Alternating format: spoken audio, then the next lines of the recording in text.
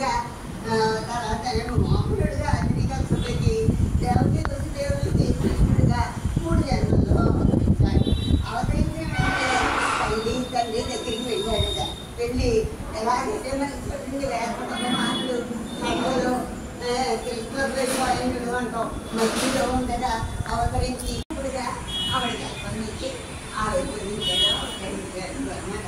అవతరించాడు పరమాత్మ అయితేనేమో అవతరించాడు అని చెప్తాం. అర్వాటుని కూడా ఉన్న శుక్రాచార్యుడు గురువు ఏమో వాదిస్తున్నాడట.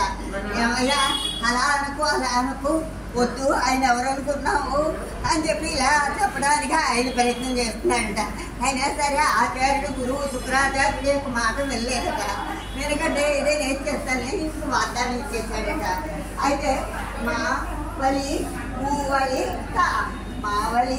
మూవళిత అన్నాడట. మహాబలి అంటే కూడా రాలేదండి, మాటలు కూడా సరిగ్గా రాలేదండి, అడగటం కూడా సరిగ్గా తెలియదండి.